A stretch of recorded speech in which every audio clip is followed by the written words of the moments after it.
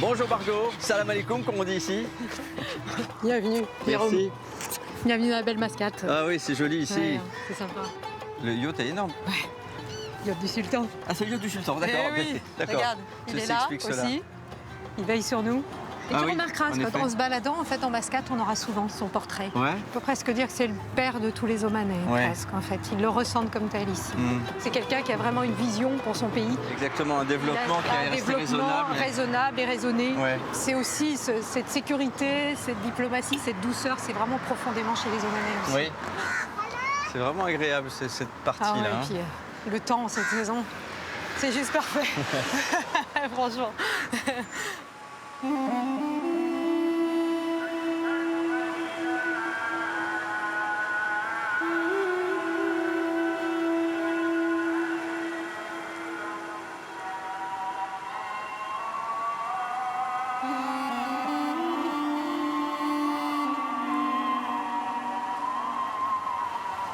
Voilà arrivé.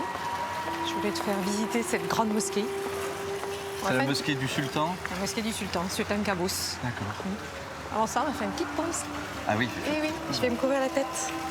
C'est l'usage pour les femmes pour rentrer. Allez, je te suis.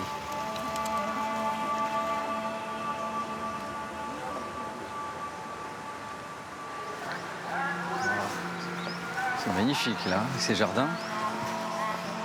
Elle est immense cette mosquée. C'est une des plus grandes du monde, D'accord. forcément la plus grande du pays. Oui. Elle peut accueillir jusqu'à 20 000 fidèles. Waouh. Ah, c'est superbe. Et cette eau fraîche qui circule partout dans les jardins, c'est vraiment agréable.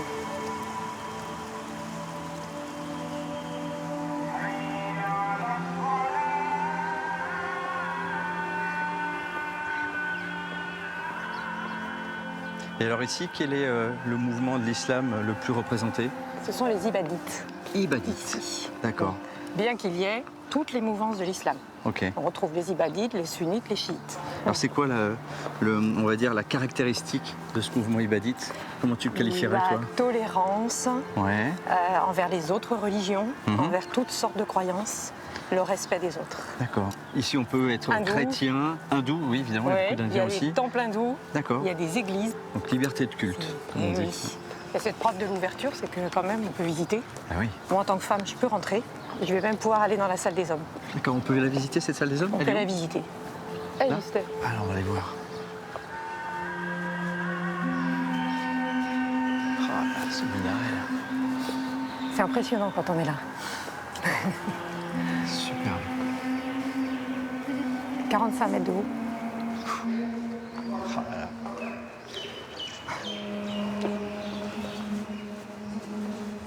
On va se déchausser.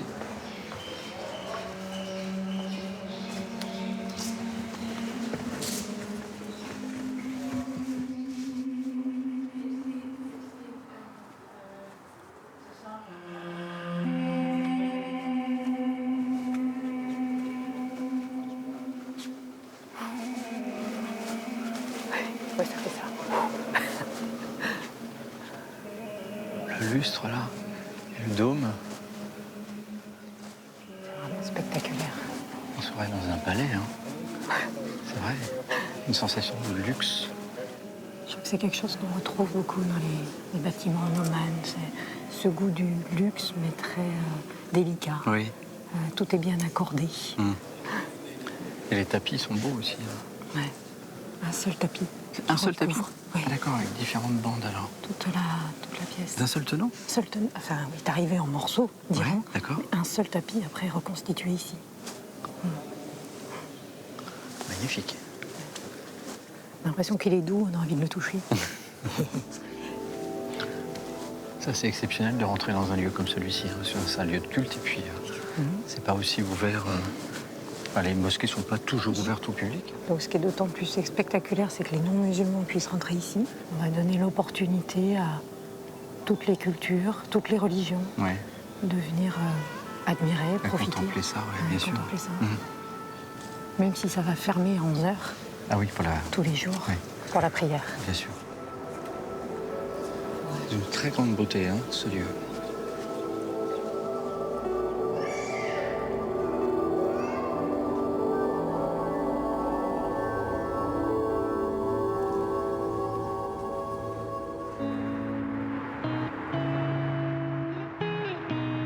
Longtemps, le sultanat d'Oman est resté un pays méconnu, à l'écart du développement fulgurant de certains États du Golfe Persique. Mais ces 10 dernières années, la fréquentation touristique a doublé pour atteindre plus de 3 millions de voyageurs en 2017. Oman est aujourd'hui une destination en vogue, et certains, comme Ahmed, ont très vite senti le vent tourner. Il y a 24 ans, cet ancien pêcheur décroche un emploi dans l'un des plus grands palaces de la capitale. Les clients de l'hôtel m'expliquaient régulièrement ce qu'ils voulaient faire.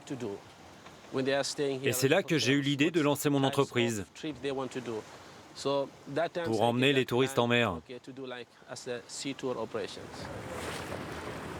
12 ans plus tard, 2000 passagers embarquent chaque mois à bord de ces bateaux pour admirer les dauphins au large de Mascate. Dis-moi, je voudrais savoir, est-ce que tout va bien? Oui, tout va bien, pas de problème. Celui-là est à nous. Nos bateaux sont tous ceux avec la coque bleue. Nous en avons 8 en tout. Si Ahmed s'est tourné vers le tourisme, ses anciens collègues sont pour la plupart restés pêcheurs.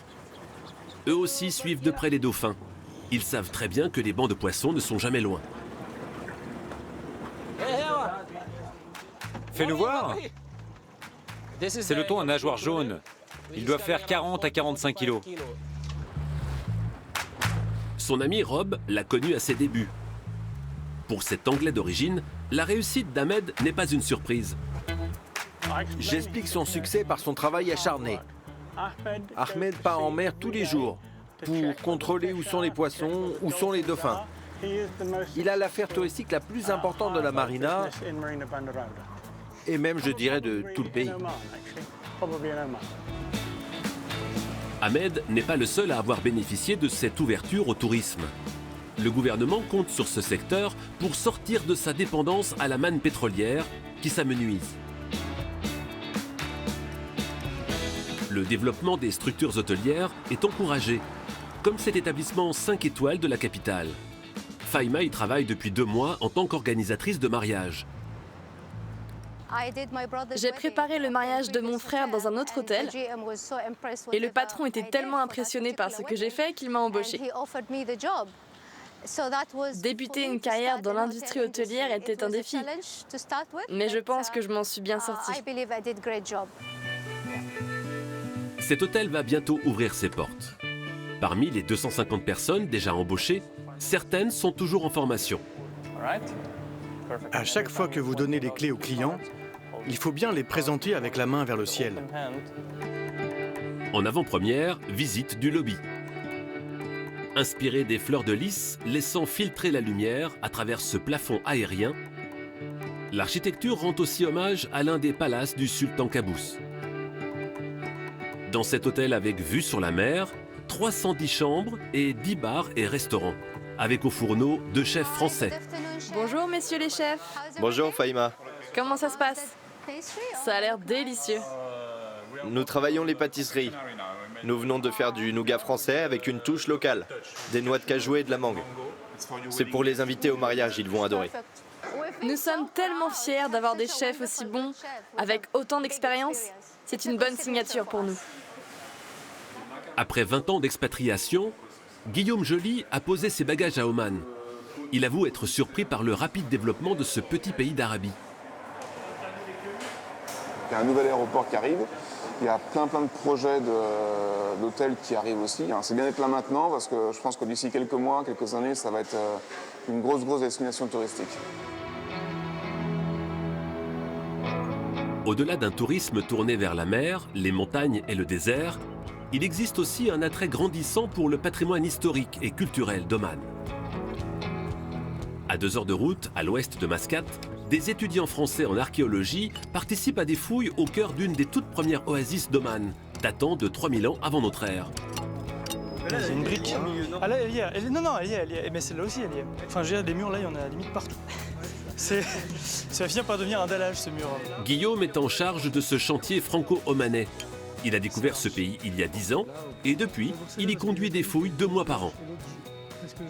Ce jour-là, il doit s'interrompre pour accueillir sur le site un groupe de touristes anglais. Désolé pour le retard. Pas de problème, nous n'avions pas pris rendez-vous. À terme, l'objectif de Guillaume est de faire inscrire ce site au patrimoine mondial de l'UNESCO. Une fois classé, ce site-là sera bien sûr référencé, d'abord pour la préservation du patrimoine, éviter qu'il ne soit détruit par des aménagements en tout genre, mais aussi dans un but touristique. L'objectif dans cette région-là est d'ouvrir un parc archéologique qui sera visitable par des touristes, par des scolaires et par la population locale. À Oman, les fouilles archéologiques ont débuté il y a moins de 50 ans. Les découvertes n'en sont qu'à leurs prémices. Le potentiel touristique de ce pays reste encore largement inexploré.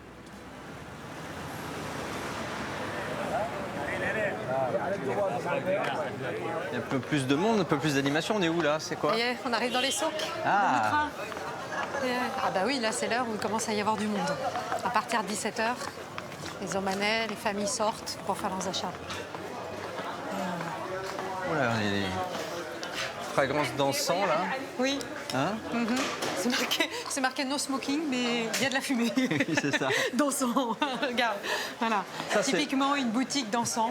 En fait, avec les différents types. C'est le produit, on va dire, c'est vraiment le souvenir à ramener d'Oman, c'est l'encens. Exactement. Le frankincense, cet encens, c'est produit d'un arbre dans le sud d'Oman, d'Ofar. Et Boswellia sacra, cet arbre ne pousse qu'à cet endroit-là. D'accord. On dit même que ça serait l'encens qui avait été amené par les rois mages au Christ. D'accord. Et oui.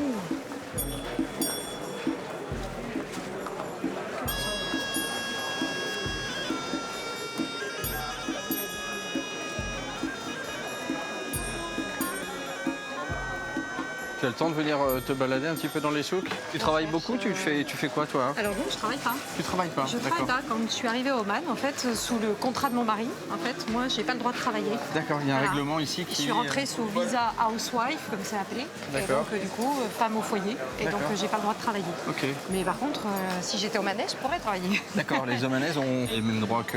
Quasiment les mêmes droits que les hommes, France, en fait. Droit de vote, droit de travail, elles conduisent, elles vivent une vie indépendante, en fait.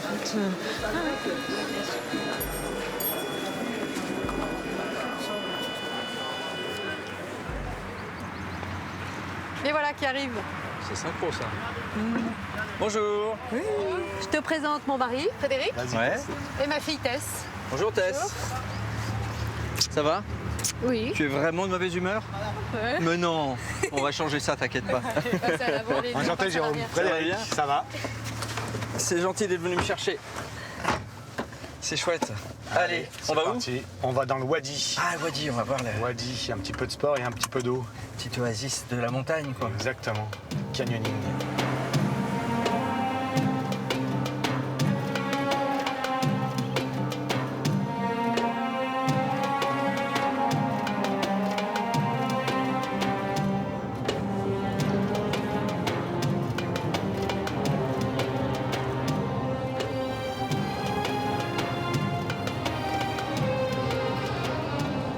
Ce qu'il y a d'assez surprenant à Oman, c'est qu'il faut juste quitter assez vite la ville.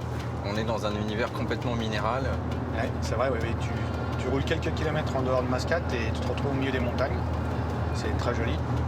Qu'est-ce qui vous a plu, vous, quand vous êtes arrivé ici, qui a fait que vous êtes attaché à ce territoire? C'est le côté nature. On adore sortir de la ville, etc., prendre du temps, s'isoler un petit peu. Ça te ressource, c'est super. Bon. On vit dans un pays très très agréable pour ça. Allez, on pénètre dans les entrailles de la montagne. Du canyon.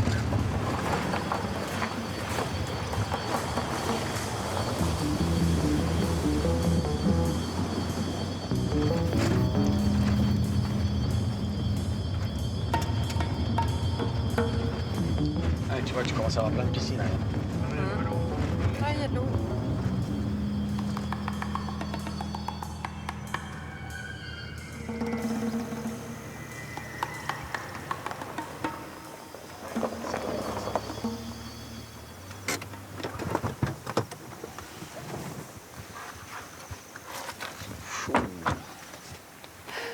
C'est superbe. Ah, ça te plaît, Jérôme? Il faut être difficile pour pas aimer. Hein. On va remonter un petit peu. Ok, on prend les sacs et on y va. Tous les wadis sont naturels, comme ça, ce sont des... Tous les wadis sont naturels ici. Rien n'a été fait artificiellement. Non. Ils ont fait par endroits quelques barrages pour retenir l'eau. Oui. Mais sinon, tous les encaissements, toutes les gorges sont naturelles. C'est ce qui donne encore plus de charme au lieu, je trouve. Exactement, oui. C'est quand la nature s'exprime seule et qu'elle nous donne ça comme cadeau.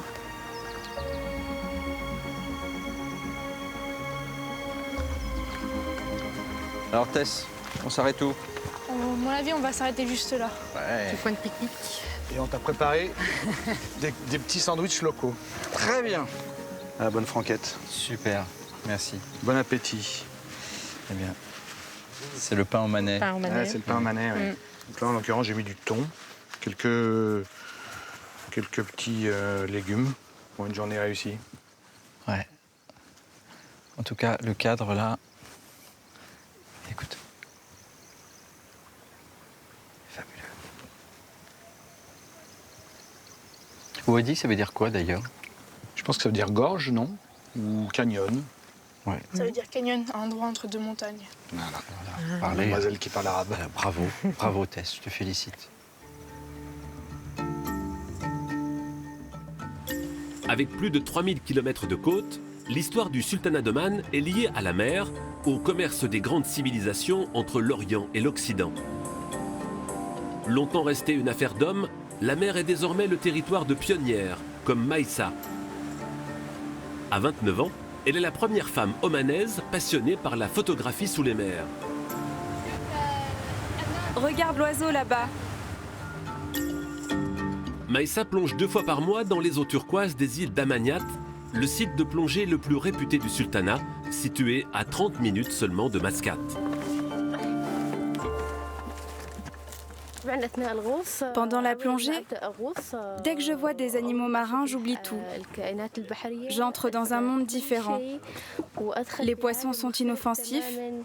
Je me sens bien avec eux. Si on les respecte, ils nous respectent. La température de l'eau? Extra.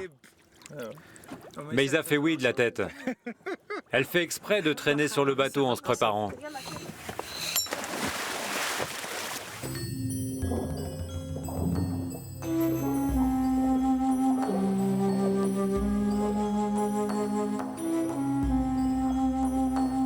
Cette réserve naturelle est protégée par l'UNESCO. Elle est entourée de récifs coralliens où vivent près de 300 espèces de poissons.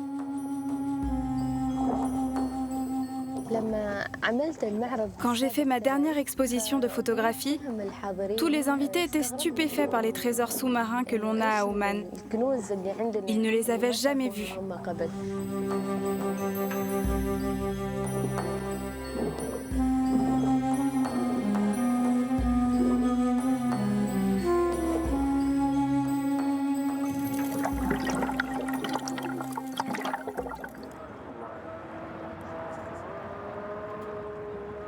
À Oman, les femmes ont le droit de conduire et de fonder leur entreprise. Maïssa a lancé une agence de photos il y a 10 ans. Depuis, elle a recruté 9 salariés. Tout va bien? Riva est sa plus ancienne collaboratrice. Elle a vu Maïssa faire ses débuts dans la photographie sous-marine il y a 5 ans. Si je ne la connaissais pas, cette nouvelle aurait pu être un choc. Mais je la connais. Elle veut vraiment étendre ses compétences et s'améliorer. Avant de devenir la seule femme spécialisée en photographie sous-marine, Maïssa a dû passer un brevet de plongée et dépasser sa peur des profondeurs. J'ai raconté mon projet à ma mère. Je pensais qu'elle serait inquiète pour moi, qu'elle allait m'en empêcher, mais au contraire. Elle m'a dit non. Ce serait un échec d'abandonner. Quand elle m'a dit le mot échec, je me suis dit que j'allais relever le défi et réussir. Maïssa n'est pas la seule femme passionnée par le Grand Bleu. Dans un pays où 50% de la population a moins de 20 ans, le gouvernement a choisi d'encourager l'accès à la navigation en créant l'école de voile Oman Sail il y a 10 ans. On est les dernières? Oui, je crois. Parmi les jeunes marins, de nombreuses filles, comme Samia. Depuis 4 ans, elle ne manque jamais un entraînement. Quand j'étais petite, j'avais peur de l'eau, mais je suis allée au-delà de cette crainte après avoir commencé à naviguer. Maintenant, je sens la brise, l'air. Je me sens relaxée. Pour s'éloigner des rivages, Samia doit maîtriser le virement de bord. C'est bien, Samia. Enroule. C'est très bien. Laisse-la un peu détendue, après tu serres d'un coup.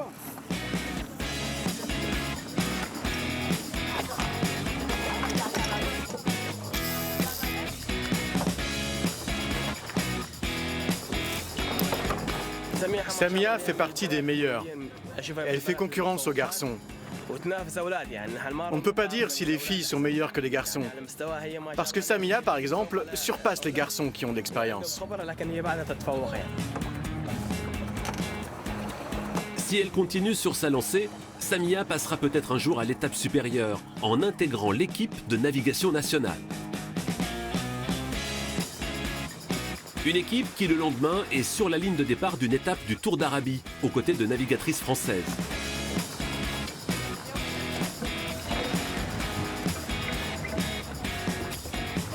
Bonne chance les filles!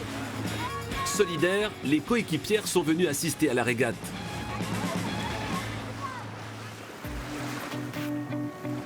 Dans cette épreuve phare de la voile au Moyen-Orient, cet équipage franco-omanais est la seule équipe de femmes. Ce n'est pas une course facile, puisqu'elle oppose une équipe de femmes avec des équipes de garçons. Bien sûr, c'est dur, mais c'est aussi un vrai challenge, un défi qui nous motive. C'est important de prouver que tout est possible pour nous les femmes.